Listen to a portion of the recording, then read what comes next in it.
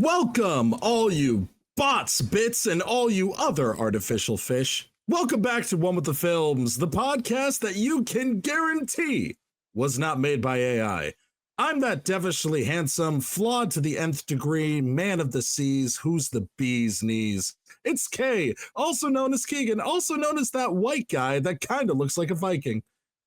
And I'm joined by the one with the myth, the upgrade to my starter package, the only implant I'd ever want to have surgically fused to me. It's Naf, also known as Seen by Naf. Bet you didn't know that. Hey, baby, I'm here. It's me, it's you, it's the boys. Yes, I have a new name. I'm trying to work on building all that kind of stuff around. So we're figuring that out. It's a beautiful one. Great, some stuff. Like, guys, wait till you see what he's got in store. It's fantastic, truly.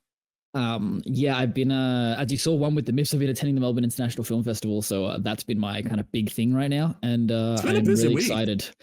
It's been so busy, dude. I'm so tired. I've been like basically I work 9 to 5, and then I go and watch movies from like 6 till 1 a.m. It's a whole thing. So it's rough. Yeah. But hey, we're here. We're excited. Yeah, I'm pumped. I've seen lots of great movies as well. So like, you know. Oh, yeah, exactly. Yeah. And obviously, we're going to be diving into that in some way, shape, or form about all of your various things. Maybe I'll do a Scene by NAF corner on the channel to tell everybody a little bit about what should be on their radar. Ooh, that could be fun. Yeah. Because I know you're one of the few people in the world who's actually seen Megalopolis. So yes, the controversial film of the century. Oh, man. I was telling you the other day on the phone, like, I find it so hard to recommend it to people, and most people be like, should I watch it? I'm just like, I don't know, man. Like, maybe, like, you should probably watch it. Yeah, but I mean, to quote your text to me directly, because that was my question, was I'm like, do you think I'd like it? And you're like, brother, I don't know.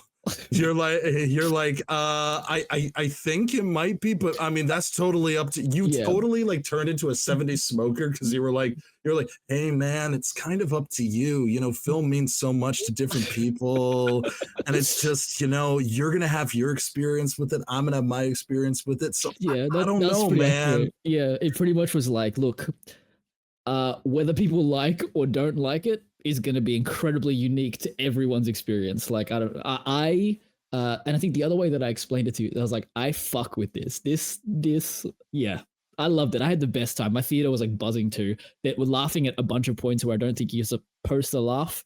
Just these little random moments. So yeah, I don't know. Like it's weird. It's wonderful. It's cinema. It's art. So yeah. Absolutely. I'm excited to talk about that a little bit more. But yeah, for our listeners, a reminder that you can find One with the Films on all your favorite podcasting platforms of choice, as well as live and on demand right here, usually. But today we are just premiering, so you can still chat or leave comments as you watch along. However, this one won't be live because we have real life things taking up our time. And the podcast isn't making enough money yet for us to push our entire lives aside for it. But one day we will be there. And if you're here, we love you. So thank you so much for joining us. And we will pretend to answer your comments in this throughout the duration of this episode. Just like make up some random comments like, oh yeah, Kari's in chat. What's going on? And why would you say that? Ken, don't do that. So good. But truly, we love you guys. And so hopefully you guys enjoy it. But nonetheless, Naf,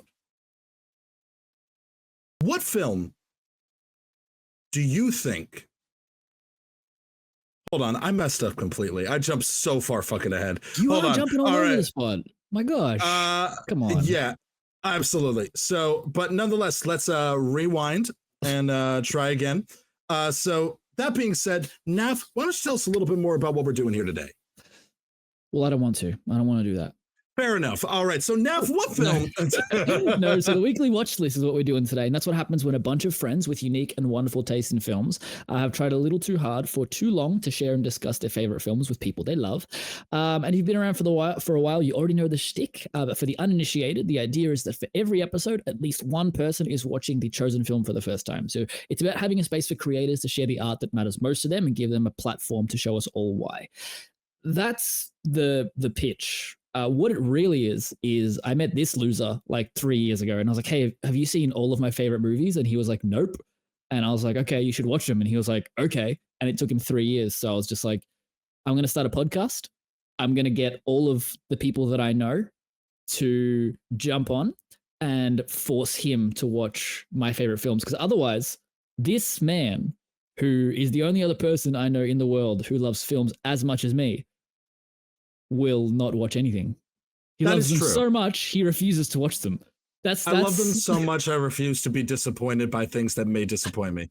And so it is definitely a defense mechanism, definitely so that needs to be worked on. About that. And I think I need to I think I need to just do a podcast where people force me to do things. Yeah, that's it. That should be like your life. Yeah, it should be like, Keegan, we don't need therapy. Did you shower today? Okay, let's podcast about it. It's called Shower Thoughts. And so on Shower Thoughts. But if you guys do Shower Thoughts presented by our only films. That's a good side project to have when we start making money. But if you guys do like listening to a bunch of nerds geek out and force each other to watch and then discuss their favorite films for the very first time, you can feel free to follow or subscribe. You can send us to your friends if there's a movie you like that you want them to watch as well. You know, we can help you get them hyped. And then if you like, you can also activate notifications so you never miss a new episode. And of course, we're on all your favorite socials as well. So all the links are in the description below. And that's me. Yeah, absolutely. Well, let's not get anything. Let's not, I guess, stop the point any longer. Naf, what's a bit? So Naf today? Like, no, not at all. But like, we're gonna keep pushing. But nonetheless, I had to wake up early for an interview today, guys. It was it's been a long day for me. Beautiful things. Hope it's gonna work out. But nonetheless, so Naf, what's a brilliant film that not enough people have seen? I love this question. This is my favorite question.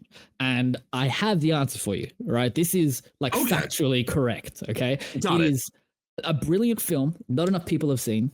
This one is called Upgrade, okay? It came out in 2018 and it was directed by Leigh Whannell, written and directed by Leigh Whannell, actually an Australian creative. So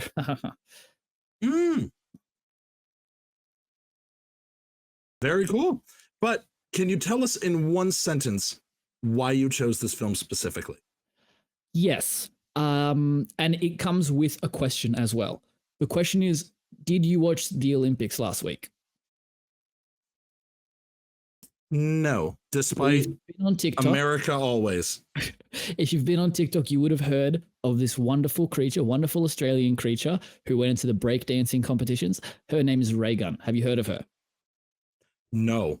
Okay, so surprising considering it went insanely viral. But I have homework for you after this. You're going to go and Google Ray gun. And what you're going to see is historically and categorically the worst performance that an Australian athlete has put on in the history of the Olympics.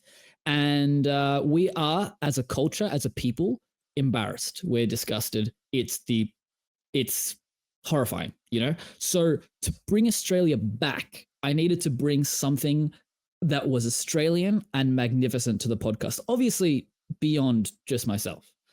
So the reason I brought this film in one sentence is to wash the bad taste of Australians out of the mouths of viewers. We can make good stuff. Okay, we're creative, we're artistic. We can do it. Apparently, it is debated in some fields, but I do believe that Australians have brought us a fair amount of art that definitely needs to be explored. Yes, in its own way. I have disowned Baz Luhrmann though. So, anyway, I think that's your own thing that you got to reckon with, babe. But that's like, listen. One bad film does not ruin. I mean, listen. Even Rian Johnson makes The Last Jedi, so it's like it's fine. Wow, and nice. it's you want to go there? You want to go there? No, I do not. Yeah, exactly. Because let's talk about all the bad films that Steven Spielberg has made. Okay. Not a goddamn one. What do you mean? Yeah, okay. Jurassic Park: The Lost World. You love that movie on record. You don't, sir. Fuck you. I love it. I adore that movie. That is like, you're gonna tell me Jeff Goldblum's daughter doing gymnastics to knock a velociraptor out the window isn't like cinema? Like, no, what cinema is the line that follows that scene, and he put it into Megalopolis, and that's what made the film good. I believe George Lucas would do that, and that's but nonetheless, yes, very great movie, Naf, and again, obviously, washing the taste of Ray Gunn's performance out of the mouths of Americans. Probably a good idea. Probably a good idea. However, with me, it will be the reverse, where I will have appreciated this and now get a bad taste in my mouth. So but what you're saying is, I'll have to make you watch another movie, give you something else. I think that might be how we have to do this. Yeah, it's gonna be it. This was my film this week, though. So I would love to know from you, how much did you know about this film going into it? Well, when I moved out to California for a internship, I think it was back in like because this film came out in 2018, so I guess that would track. So I came out to an internship in 2018, and near my apartment, they had sometimes they'll do these marketing, campaigns throughout LA where they'll take like on where there's construction and like the big, like, wooden platforms or like I guess walls, barricade kind of things. Yeah. They'll put the same poster like 20 times in a row. And it's like, I don't know if somebody just got paid to put up these posters, but they didn't specify how far apart these posters had to be. Yeah. But I remember Upgrade was just promoted all around LA, and I had never heard of it outside of seeing these posters. Mm-hmm. And a part of me was like, is this like kind of an indie-ish movie that is trying to be portrayed or things like that? And it is like, yeah, that it got that kind of big like buzz, because as you look up the film, we'll go into it when we talk about like fun facts as well. Like, one, budget was not crazy high. So like marketing is obviously not cheap, especially in big cities like that. So it is surprising to me that you had seen me too about this film. Like they probably were trying to push it for its initial release and like kind of trying to get at least some buzz. But it stuck with me. Like, I thought about it, and I think I looked up the trailer and stuff like that because of just being like and then me being me, I didn't actually go, but nonetheless it still was like it was thought about. Yeah, absolutely. That's cool. So that's all I knew. You saw the trailer in 2018 or like recently?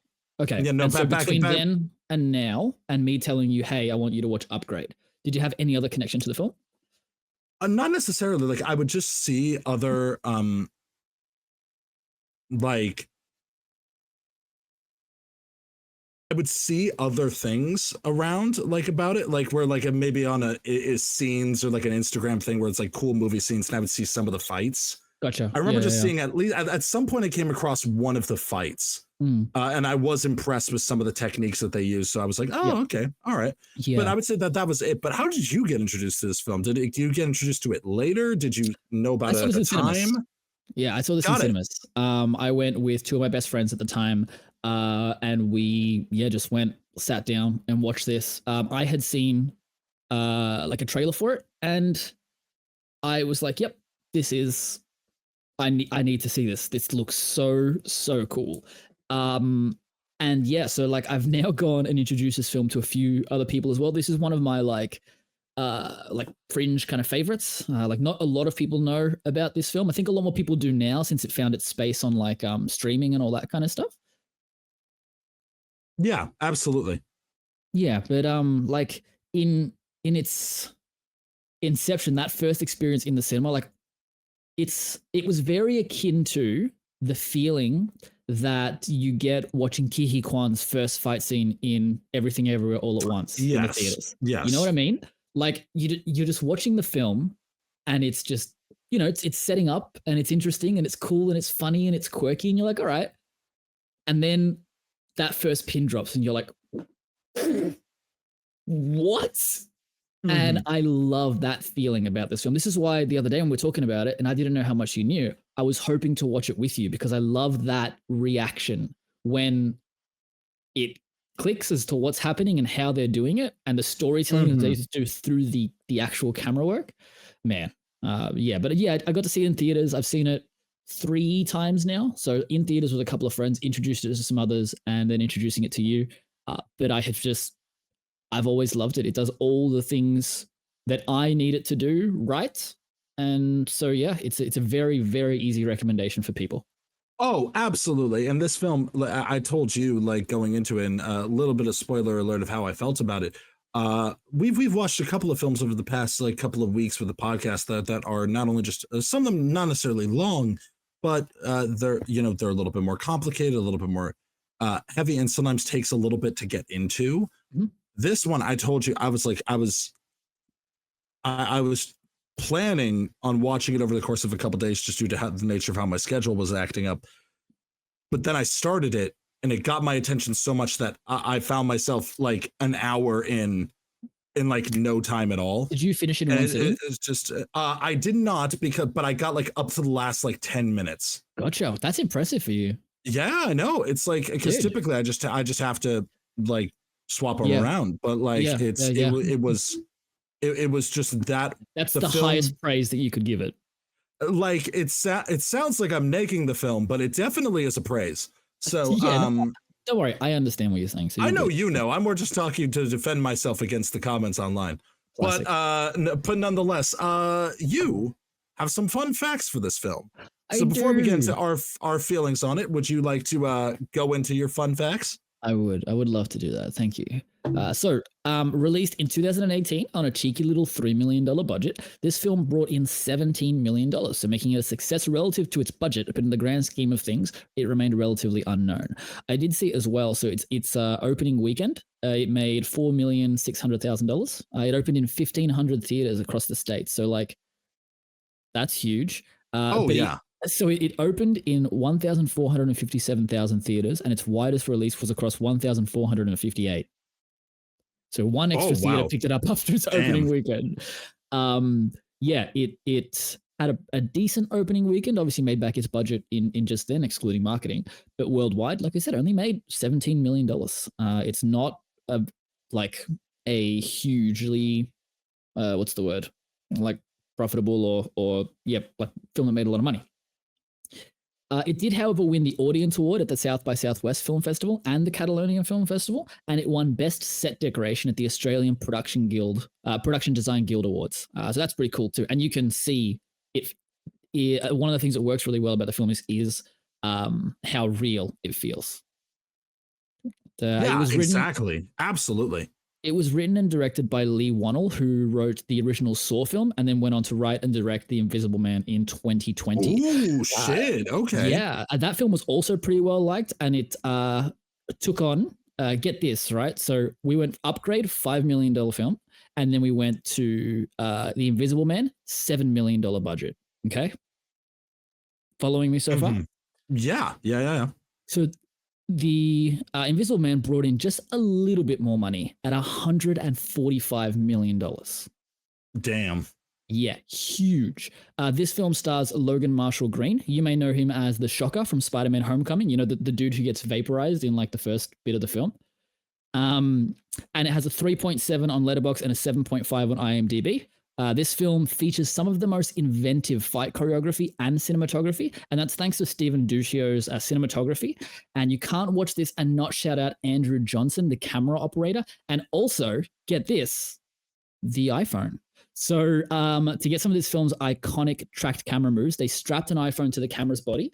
Sorry, not to the camera's body, the actor's body, and then they used a app that took gyroscopic and accelerometer data and sent it over to the camera rig that then programmed the camera to move in time and track where he was. So there's actually a behind the scenes video on the camera operator's like Vimeo page, and he's holding the gimbal with the camera, and the stunt performer's doing the flips. You know that scene where he does the flips and the camera follows him? Yeah. All in camera. He's got the iPhone tracked to his body, and he's just moving the camera like this, and it's spinning in perfect time with him and tracking him. That's incredible. So cool. Yeah, because I was trying to figure out how some of that stuff worked, and I'm glad you're talking about the video because we'll definitely have to find it. Yeah, so it is actually pretty well loved as a sci-fi classic, like it's a modern sci-fi classic. Do you have anything you want to add? Right now, not necessarily. Like, again, the thing that I was really interested in from a standpoint of how they did it was the way the fight scenes were done. Yeah. Mainly, and also like knowing from that creator with Invisible Man, I know they did a lot of similar stuff. where very inventive with how he uses like practical effects and practical filmmaking techniques to make stuff just a little bit unexpected with how he's handling it. So that was some of the stuff I was interested in. Yeah, I actually didn't know that he had directed The Invisible Man as well. And I remember when it came out, I heard some, good stuff about it, but like I didn't get around to it. But this actually made me want to go back and watch it when I was doing the research for this. I was like, I want to go and check this out. Yeah, exactly. Like it is a thing that you got to check out. And again, I recommend to anybody that is very interested in this kind of stuff and seeing where things are going with technology. Not yet. That is one but it was one because it was back during when I really didn't go to horror movies all that much. Now that I'm a big boy and I'm brave, I am actually, I thought it was a really interesting thing because when I heard, oh, The Invisible Man, they're redoing that. And then I saw the trailer and I was like, that's terrifying. That's like, and knowing that it's this person makes me want to see it 10 times more than I did because it's just, I think that the director here has a really brilliant vision and how they're able to create and conjure everything. But yeah, so like, I'm fascinated. And the director actually has another film coming out next year called Wolfman, which is like a werewolf film. I don't know like what the actual deal is going to be with it, but I saw it on his Letterboxd page. So I'm excited for a new film to come out from this guy. He's really interesting. Oh yeah, exactly. Yeah, it's very interesting to be able to see all of that. But going with it, with the spoilers, obviously for those who aren't familiar with how we run things, before we go any further, all these conversations are not necessarily spoiler free. We're not necessarily doing a play-by-play, but we are talking about the film with the expectation that you have already seen it. Yeah. It's always cool to go and watch the film and check back later. But even if you haven't seen the film, chances are you'll still take something away from this, and maybe we'll convince you to even take that leap. And if you want to know what film to watch in advance so you can prepare, links are in the description, and we do a lot of stuff there, but we also will tell you at the end of this episode which film is on its way. So we'll be revealing our next film and next guest right here at the end of this, so you'll want to stay tuned. Hell yeah, baby. I'm pretty hyped. And without further ado, let's do it! Hell yeah. And next week's film is a really interesting one too. I haven't watched it yet, but I'm going to do that in the next couple of days. So I'm hyped. Absolutely. Let's jump in. I want to start at essentially the start of the film, right? One of the things that this film does incredibly well, that both stood out to both you and I, was its world building. And it's from not even the opening shot, but like the title credits. I want to know your thoughts on the title credits. You know that little animation they've got at the start? Oh, yeah. Like how often have you come across a film that doesn't show the name of the film first, but says it? It was very interesting to set you up for a different type of movie. Again, you have these movies occasionally that come up, and I think it's very akin to John Wick, like in the sense that you have these films that come along every so often that aren't necessarily like the biggest movies ever. They're not necessarily like groundbreaking, but they do enough different that they stand out, you know? Absolutely. And I feel like starting you off with reading out the production company names, because that was what got me more so, was that aspect of it, of being like, oh, produced by these people. And I was like, that's weird. That's not what they do typically. That's and I think it does. I think it does subtly set you up as a viewer going, something's happening. Something is amiss. Yeah. And then you kind of go through that little, the little howl, and then we're in the movie. And I love that it's that opening is juxtaposed with the opening of like a guy working with his hands on an old fashioned car. Yes. Like that slow, like push in to this beautiful classic car, and he's just working on it, and then he's like, oh hell yeah, like I did it, or whatever he says. He's like, he finishes fixing the car. I love that. And then the next scene, it's funny, we said we weren't going to do a play-by-play, but just to give you guys the idea of, if you haven't seen the film, of how you guys don't works. understand how great this opening is. Like, so we've got the AI opening, and then we're in on the guy working on the car, and then he opens his garage, and it's a pretty old-fashioned garage. Looks like a normal house. He looks like he's well off enough. He's doing fine in life, and he walks outside, and what could drive over to him but the most wild-looking Tesla Cybertruck fuck-off car Oh yeah, I've seen in my entire life. This thing is so, what's the word? So like, it's very cyberpunk, right? But it's so indicative of like when actual car manufacturers started making EVs, and they look so weird. It's like, you don't understand, like, your car isn't cool because it's got all these little random computery things on it and is an EV. It's when it becomes the, you know, like the Tesla of it all, where it's seamless. It looks like it integrates. But I love how wild they went with the design here. And like particularly, as we were saying, it won an award for production design. So you can see that with this car. But I'm rambling because I love this opening scene. I want more thoughts from you. Tell me, what did you think when you saw this car driving over? You and I talked about this a little bit off mic while I was like watching it, where this film just fucking nails the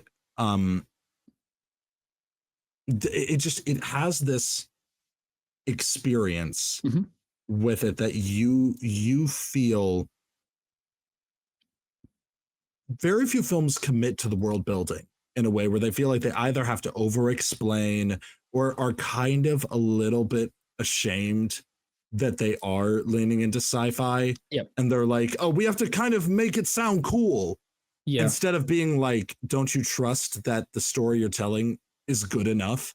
And I think that this film really succeeds because it starts off with, yeah, this is the most advanced Cybertruck, far more advanced than what we have, but it's reminiscent enough to Tesla and all these things there that it kind of grounds us a little bit, but we understand this is a movie sort of about man versus nature, a bit like kind of like, or like sort of, again, man versus machine a bit. And it's followed up in those first few, like the opening conversation between him and his partner. She's talking to the car. He's like, why do you talk to the car? Come on, it's so weird. And she's just like, shut up. Like, you know, stop being silly. I know you don't like AI. Shut up. I work for a big AI company. Go yell at the cloud grandpa sort of situation. Yeah, exactly, and exactly. Like they're so like obviously in tune with one another. They understand each other's like points so well. And like to your point, there's like when we're talking on the phone about it, one of the things that I mentioned is it reminds me a lot of like how Denis Villeneuve uses dialogue in his films. Like generally there isn't a lot in what he does, and it's kind of just when necessary to kind of progress the plot a little bit. So for some people it can feel a little like exposition-y, or like there's specific things that kind of need to be talked about. And for sure, I've seen some people talk about how the script in this film is probably a little bit weaker for that reason. And like, I both agree and disagree with it, because I feel like it's not sitting there and going, hey, how long have we been brothers, Frank? You know, like it's not that kind of vibe, but there are moments in which information needs to be delivered to the viewer so we understand what we're seeing. And I think it does a good enough job of making it seamless in like how we watch the characters interact with one another and the technology.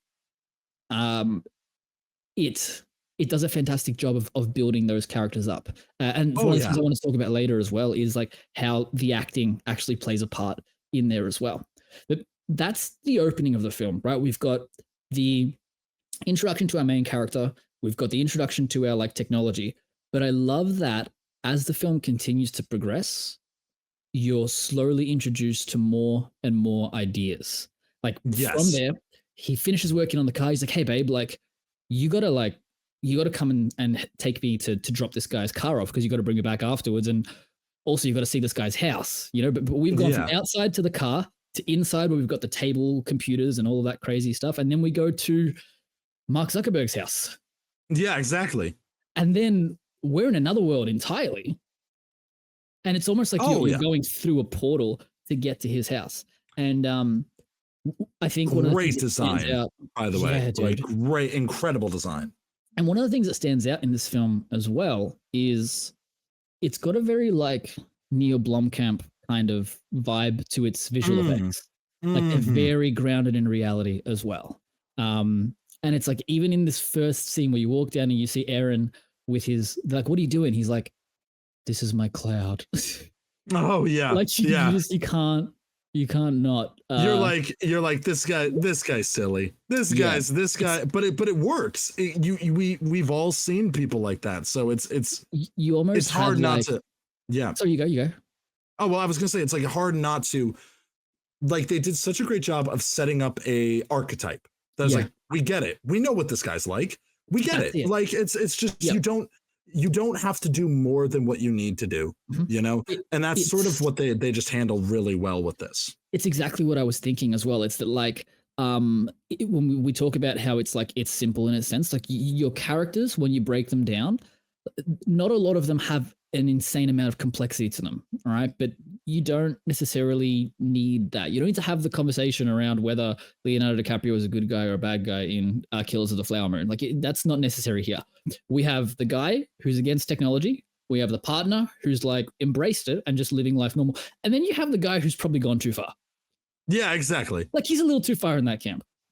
Yeah. And then, yeah, like the way that, like you said, these guys build on the world. We then leave there, and then we've got the next part where we start introducing the like cops and the drones and we're in like the slums and well, and I love how even they not to interrupt you, but I love how they talk about how the cops are even like. And the guy brings up a very good point, which is, so we have all these chips in our heads and we have all this information, but you can't do shit with it. Like it doesn't work.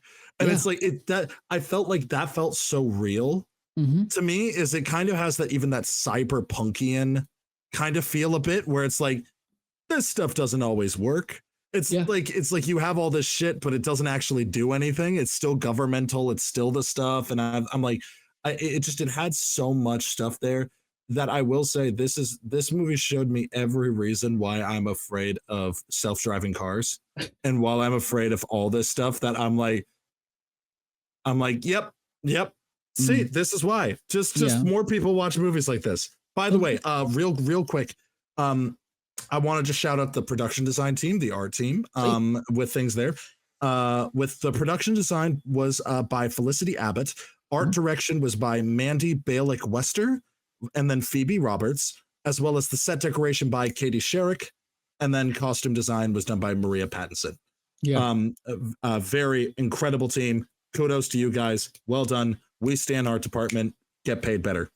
And so now, with that said, as you're saying, Neff, like the world just gets set up, but then as you were saying, it keeps introducing information, but not in a way that feels overwhelming. There's a lot of times in films where you'll go, oh, of course they have this, or of course that, and it's almost like a downside to the film. But for some reason, it was interesting when like they brought up that like, the killers had like a gun in their hand. Yeah. My brain went, they're actually going there. Yeah. Like they're actually leaning full into sci-fi, because if they have these implants, why wouldn't they have, weapons in the arms and things like that? And I was like, it's also due to like earlier in the film, we know that like his partner works in a company that does they're working on cybernetic implants. So it's like it's dropped that hint earlier and you don't even realize that you heard it. And then we're at the point where we get this kind of upgrade. What? That's the name of the movie. But as that continues, not only do you get the gun in the hand kind of stuff, but there are other like enhancements that certain characters have that, again, you just like, your brain doesn't go, what? That's stupid. That makes no sense. It goes, oh yeah, okay. That's a thing. Yeah. It's like just, vibes. There's one part later with a really cool VFX shot, which I won't spoil for listeners who haven't seen the film, but the Achu moment. Yeah. Yeah. And I was just like, when I was watching it the second time around, I'd forgotten that was a thing. We went back and I was like, damn, that is so cool. Oh yeah. And very cool design over the whole thing. Yeah. And like we said, one of the things that I love about the world building in this film, the main thing is that it keeps giving small pieces of information and it keeps building and building and building and building, and none of it ever feels like too much. It always feels like it suits. And it's perfect in that sense. It's the ideal kind of world building. But you'd be remiss to talk about this film and not mention cinematography. And we're going to talk about like story and all that kind of stuff. So all of our topics kind of flow into one another as well. So we're bouncing around a little bit, but we are also telling the story and doing character work, not just in camera, but with the camera. And I want to know, we were talking about it in the fun facts of how, we're strapping a camera here. But the first time that we see this specific kind of like camera work is STEM is implanted in our main character. And then he gets home and he rolls his chair inside because nobody's allowed to know that STEM is implanted. And he stands up. You've got that shot with the what's it called? Where they stabilize it attached to him. Yes. And it looks so weird, but you know exactly what's happening because of that.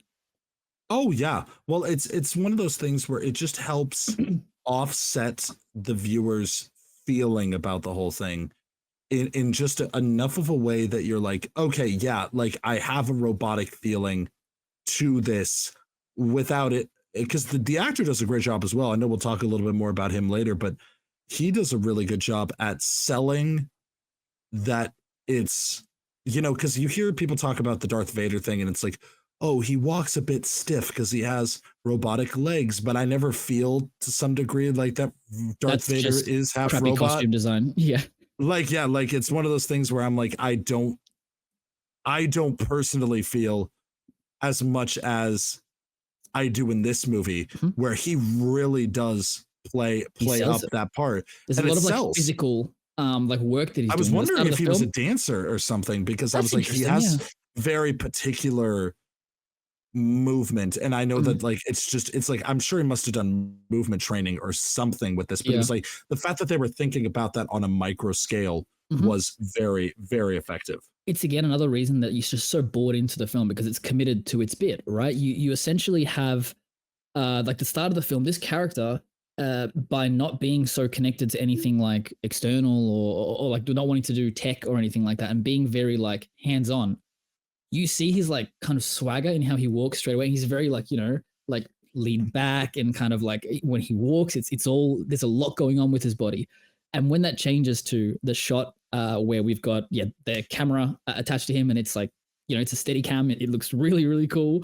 And it's tracking his movements, connected with the fact that he's now moving much more stiff. And it's like you said, it is a bit of a dance because his head moves like normal. Yeah, he can do whatever he wants with his head, but his body remains like static. And when he moves, that is a bit robotic, the move. And and it reminds me that there are people that will do edits now with TikTok where they'll do almost a similar effect, but it's like a focus on the face. Yeah. And so everything else feels, so it's like very smooth here, but it's almost, you just see everything else moving around it. And that was kind of the way that it made me feel, because there's something unnatural to that. I love it. Is perfect. It's very effective in that way. And so, and not to mention that, but the cinematography also color wise is gorgeous. Lighting. Way to use like incredible lighting and using color. Finally, people, stuff doesn't have to always look goddamn drab. You can use stuff and actually have it have a color palette. God damn it. And it's the stuff that I love about stuff like the Batman or this. It's solid. It's solid. And that's the best way I could put it. Yeah, absolutely. One of the things I forgot to mention in my like fun facts earlier was that the film was shot in my hometown. It was shot over like 30 days, so it was a pretty quick shoot as well. But this film came out the same year as Venom, and I remember going to watch Venom. Okay, and I had high hopes for the film. I thought it looked great. Tom Hardy, like this could be really good. What else? Enough said. Yeah, I went and watched Venom. And I didn't realize at all that the Venom that I wanted was this film. I had no idea. Correct.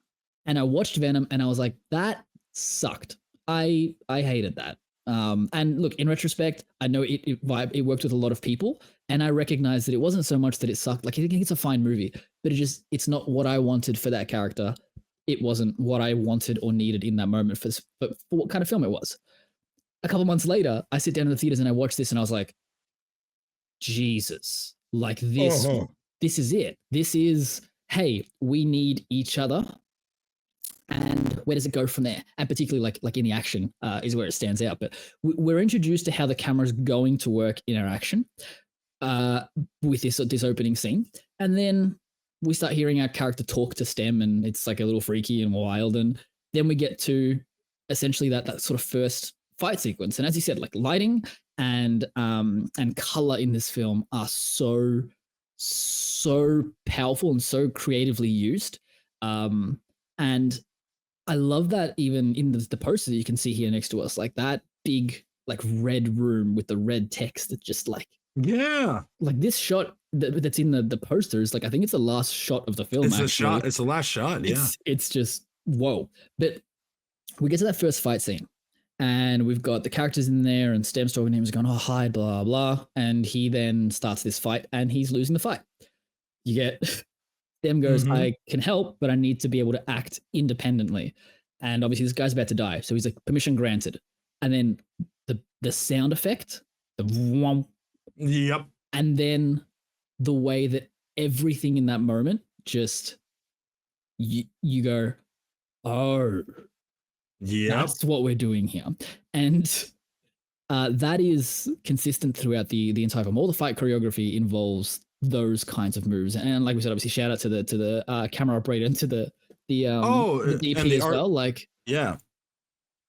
Well, and with the light and back to the lighting real quick, the lighting is so great because they do such a great job with the production design as well to be like, this lighting makes sense. Yeah. Of course, there's purple and blue lights in the bathroom, I guess, because it's like from outside, it's kind of like the neon pouring in, but it's like A24 lights. Yeah, but it makes a ton of sense where I'm just like, okay, I vibe with this. I vibe with this shit. Yeah. And that's like, as you're saying, like it's incredible. But going to the point, and I think even transitioning into our next point, what I love about this film, and especially with what you're saying about how they do that action fight scene choreography and how it feels different. It feels robotic. It has that thing. It just has that grunginess that you can palpably feel. Yeah.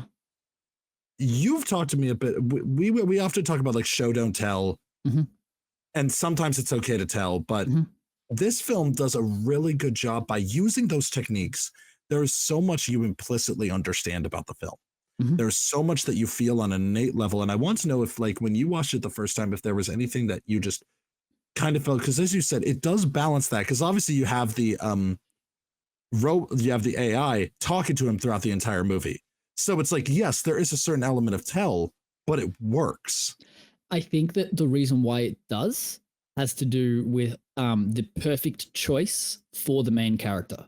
If it was the other way around and you had like he dies and the girlfriend does it and she's in the universe and she understands everything, it'd be a very different story.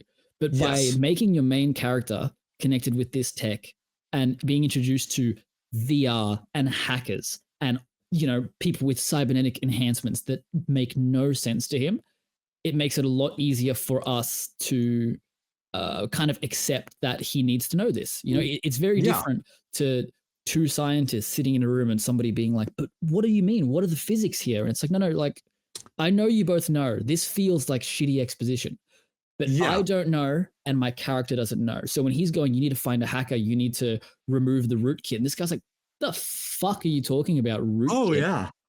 I don't know either. But it makes the exposition feel natural. And so in that sense, like we said, people always say show don't tell, but like you can't do that all the time. You need to tell people things. But the key is, how do you tell them? And how do you make telling them feel natural and not feel like, Chuck, how long have we been brothers? Yeah. And that's what this film I think nails really well, because we have an unreliable narrator through STEM, and you have also realizing that Gray can move independent or can think independently and act relatively independently when it comes to voice and comes to stuff like that. So you hear STEM recommend something and then you see Gray do something else. Yeah. And it's like, and then those moments stand out. And that's when your audience isn't just listening like a radio play. You have to be engaged. You have to see where he's telling you go left, but Gray goes right. And it's like, it's a very fascinating thing that leads to where the ending goes. Yeah. And But there's a really interesting thing they do with the fight choreography too, because one of the things that you recognize in the film is that Gray can control his head and his neck, right? yeah, But obviously Stem is controlling his body. In that first fight sequence, there is this really, really cool blink and you'll miss it moment where the guy's about to like basically punch or cut at his head. yeah. And Stem, who is fully independently using the body of Gray, puts his hand up and uses it to push Gray's head out of the way so that he doesn't get hit by this knife. It's obeying the rules that you set up. It's committed to the bit. And it's like, you know, Exactly. if all of a sudden he moved it, you might not even like, he could have moved his head because that was the natural reaction and we would have been sold on it still. I don't think it would have broken the immersion of the film, but that extra touch of like, I need to. Oh yeah. It adds sells to that. it. It's so cool. Yeah, exactly. And it is selling, right? And I think that one of the things that obviously helps sell a lot as well is the lead actor. That first fight, we got Logan Marshall Green. That first fight where Stem takes over, the performance is so damn good because, like we said, you have someone who's playing the body robotically, the head independently, but the body knows what it's doing, and the head is horrified by it. And you've got these bits where, like, you know, plates are being smashed and knives are happening and all of these things. And that scene with the knife, like, whew, the way that he's just like shocked the entire time, going like, what the hell is going on? Jesus, like, oh, totally. What? Well, and especially then, stay down. I also love how that's the moment where the film also shows you how gory it's gonna get, and I love that moment of just and just being like, I don't like that. I would prefer that didn't happen. There's another shot like that later where Stem's being shut down, or they're trying to shut him down remotely. So he goes, I'm going to end this quickly. And he hits the arm, and then that. Oh, yeah. That's very reminiscent of, like, it was like the kind of stuff that you see in like Midsommar, where it's like this very realistic, like, body horror a little bit. It's war, you know, it's visceral. It's intense, as you're saying. And then, like, but going with that, you know, it's tough because whenever I get into the discussion about actors and, you know, the concept of when we get to the Oscars, right? And it is a tough question to ask, like, how do you judge art in that regard? And it's tough because I always wonder what also was the task that this actor had to take on. Like, it's kind of a thing of why I think that Andy Serkis's performance stand out so much to me is because it's like, this guy had to make you believe Ape. Yeah. This man had to like, sure, he had the visual effects and it's not just him in a gray like a suit, but that's only so much. The performance is the eyes and this, and it's like, he had to make that character compelling. And sure, that's where the gray area comes in of where's the performance, where's the stuff there. But my thing with Gray is that this is that same question to me as I'm like, this is a incredibly difficult performance to do it. Does at some point his dialogue delivery work somewhat better than others? Sure. But when you're looking at the task overall, this guy had to just like, I have so much respect for him as an actor because this is hard. This is really hard to do. This is not easy work. Like I said, across all parts of it, it is very, very impressive. And like I said, it drives that story forward through his like physical presence as this actor. Like, there's so much that he's doing there that bring the character to life. And naturally, one of the other main characters in the film is Stem, right? So I want to talk about like AI and particularly how it's used in this film. Yes, absolutely, because I think there's a lot to talk about in that regard. Yeah, well, tell me a little bit about your kind of takeaways first. Like, you're the one who wanted to talk about AI, so hit me. Well, I debated about naming this film 10 Things I Hate About AI, and like it was a debate between that because I think that this film, when it came out, I think we were further away from this topic. And I think because of that, I think there was a little bit of, oh, okay, you're going to kind of do this stuff. And we kind of had a little bit, because also the Cybertruck wasn't invented. Like, there was like Teslas, but Tesla was still kind of seen as a good thing. It's like a At this Black Mirror time, episode almost. yeah, where it's like it was like, okay, this is a distant future, but now, and the discussions we're having today, Yeah. this is an incredibly relevant film Mm-hmm. that actually has. It's one of those things where I kept watching the film, being like, yeah, I could Did see he this see being it? like 10, I honestly keep looking at this. I'm like, yeah, this is like 10, 20 years away. Mhm. Like, I could see this, like, And if it's we like, continue down this path. yeah, and a lot of the things that they introduce in there kind of are things that already exist or are obviously in the process of like Yeah. coming to the universe. It is a bit Well, I like mean, implants, all that stuff, like, and also neural implants to help with like prosthetics and things like that. Yeah.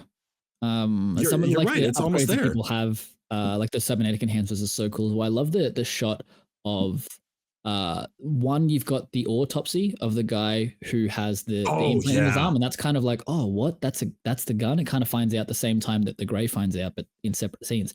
But I love that later when these guys are walking down the corridor, you got Fisk, the creepy dude, Ugh. and the other guy walking down the corridor, and just with nothing at all, just grabs some bullets out of his pocket and just Like, and you're just like, oh my god, that's how that works, dude.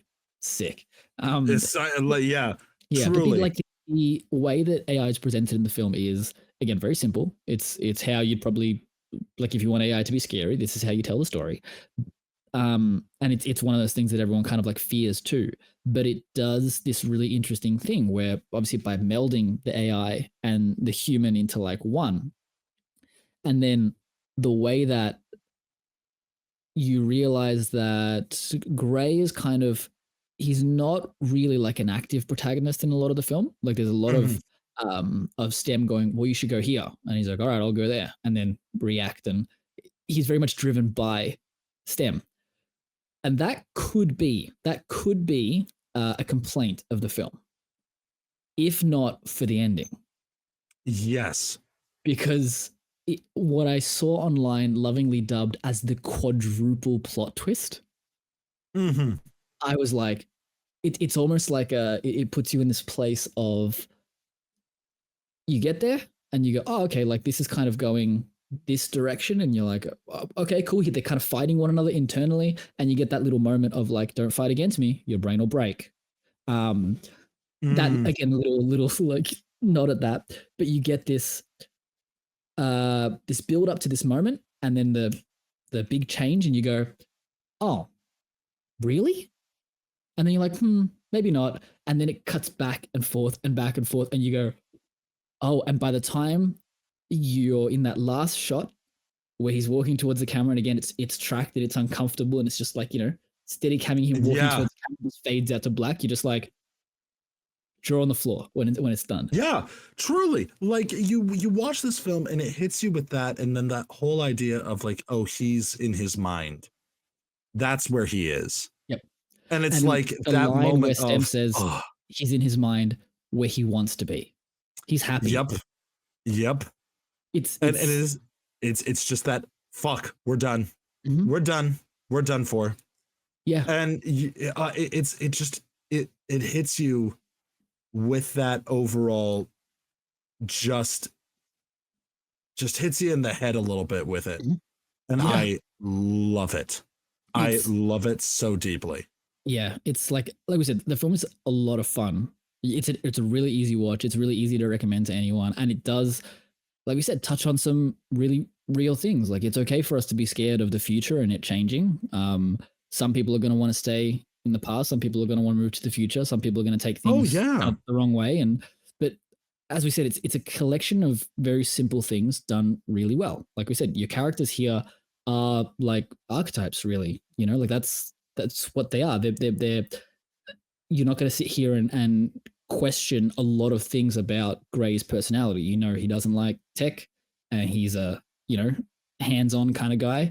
And it's like all you need to know for this story. And he loves his girlfriend or his wife. That you know that, and you feel that, and you love that. You know it, and you feel it, and you're like, you kind of support it. And when it got to that scene, you are like, there's no way that she's still alive. There's no, and then I like that they don't play into that too much. They're just like immediately back, showing you what happened. Yeah, exactly.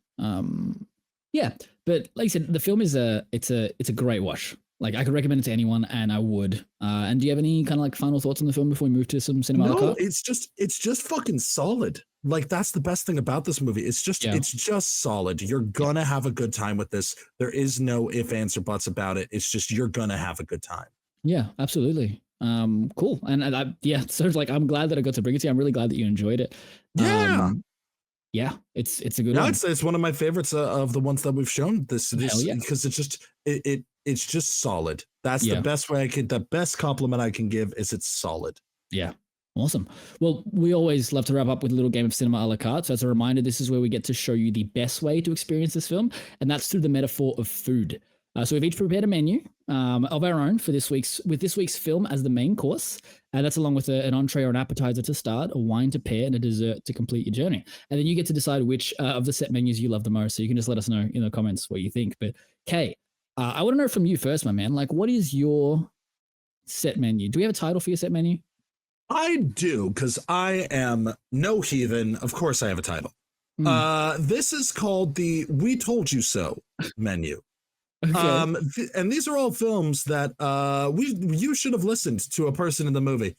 And we are starting off with a wonderful appetizer, a little bit of a tropical appetizer of the original Jurassic Park. Because as our cooks know, just because you can doesn't mean you should. And so going on, we have Upgrade as our main course, paired with Terminator 2 Judgment Day. Ooh, okay. Paired with the AI crisis, like views on it from the past, one when we're a little bit closer to it, but two topics of the same mind, but they're also two fun action movies that have a lot of depth and heart, but also still have a lot of that like moral dilemma, enough for you to think about. But we're going to end with the delectable dessert of John Wick 1. Ooh, okay. Because we're going to go with what that group should have learned, which is you don't fuck with John Wick. And so, and going with this movie had such an incredible action tone to it that it made me want to watch John Wick because of just how intense the action is in that movie versus this movie, that they're both films that I would put in the camp of this should not be as good as it is. Yeah. And this is just what happens when you treat these kind of films with the respect they deserve. So to reiterate, my cinema a la carte of the We Told You So menu is the appetizer is Jurassic Park, the main course is Upgrade with a wine of Terminator 2 Judgment Day, and the dessert of John Wick 1. Beautiful. I love it. That's a great choice. I really love the direction you went with it as well. I didn't anticipate that. Like, I love the choice of Jurassic Park. And shout out to a previous guest, Parks Artur, who did a video on Jurassic Park and how it ties into AI. That's like, that should be part of your paired wine as well. Oh, honestly, that's like, you know, the amuse bouche, I suppose, like the sort of thing of going, if you want to watch one of the best essays, we talked about it on our 2001: A Space Odyssey video, but Parks Artur, for those who don't know, Artur did an incredible video about Jurassic Park at the height of the writers and actors strikes last year, and use the film to talk about the struggles with that in a way that was one of just the best video essays I've ever seen. It's truly like a documentary. Like, go watch it. It's brilliant. Hell yeah. So like, great. And I think it's a really good way for people to watch the film you're set up, if not for my cinema a la carte. All right, you go. My cinema a la carte, the set menu is titled Upgrading Your Palate. Okay, it's simple. Okay, all right, simple. We're going to start with a wonderful little entree. We're going to start nice and slow. We're going to introduce you to AI and give you some ideas around how it could potentially not go the way that you expected it to go. So we're going to start with Alex Garland's Ex Machina. Beautiful, fantastic film. It's very simple. It's very grounded in reality. It's essentially two characters interviewing, one another, technically, when you think about it this way. And it involves a lot of those ideas and questions about what AI is and what it's doing and how it can meld with humans seamlessly. We're going to go to our main course, which is, of course, upgrade. And what we're going to do is we're going to pair this with a wine. The wine is beautiful. It's sweet. It's aromatic. It's colorful. It's wonderful. And it leaves this aftertaste that is both bitter and sweet. And it's her. Ooh, okay. Yeah, that's a good AI incorporation with that. Where this should go, ideally. It's almost like we've got your Ex Machina, which is ending not ideal, upgrade ending not ideal, and her is a little bit of the, help me cleanse the palate, maybe feel a little bit better. And then what we're going to do is we're going to take for dessert not the AI elements of this film, but we're going to take the action elements of this film away, and we're going to watch The Raid, which is the best action film of all time. Indonesian action film inspired other films like Dread that came out much later, and obviously a lot of other action films as well. But it is so damn good. So that's mine. So wrapping up again, it is Ex Machina as your entree or appetizer. It is Upgrade as your main, Her as your wine, and The Raid as dessert. So that's my picks. What do you think? Oh, well, listen, I don't think it's the number one, but I think that if they choose either of these menus, I think they're going to have a good time. But tell us in the comments below which ones you thought really stuck the landing on this one, which ones upgraded your palate. But nonetheless, going with that, thank you to all of our listeners today for joining us. And once again, I am Kay. You can find me on Movie Man Opinions on TikTok, Instagram, and anywhere you want to find me. You can find me anywhere. Just come and look for me. I'm lonely. Now, Naf, where can people find you? So you can find me at Seen by Naf, or on Second Thought still. I'm still deciding what I'm going to do with that, but probably and start fresh. But yeah, you could find me there, and that's really exciting. You can find me on Letterboxd as well if you want to see what I'm watching at MIF and all the other kinds of stuff. I'm putting reviews for basically everything I'm watching right now.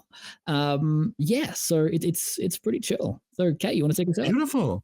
Absolutely. Well, again, as a final reminder that you can find all of the links to our individual pages in the description below, and there's even a Google form where you can fill it out if you have a specific creator or a film that you'd love to see on the podcast.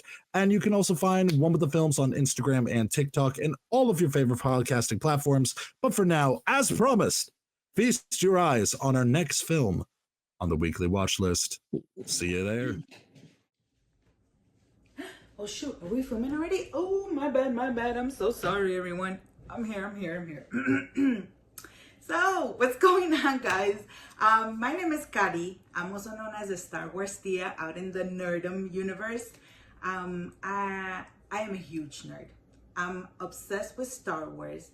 Darth Vader is my main man. But I love anything that has to do with nerdy content. Superheroes, sci-fi, fantasy.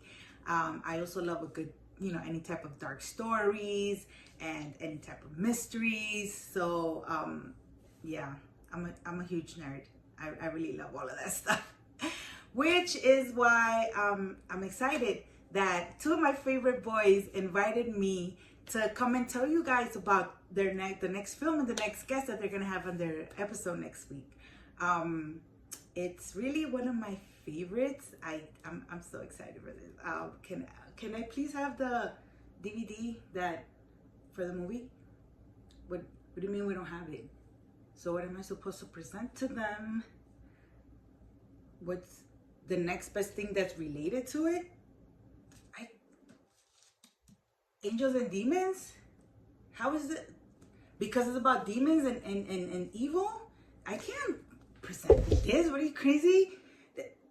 So you drew something instead. Oh, I'm so sorry, guys. I apologize. We were not prepared for this. I thought we were. But anyway, I'm still excited because the next movie that, my people are going to be talking about is The Devil's Advocate.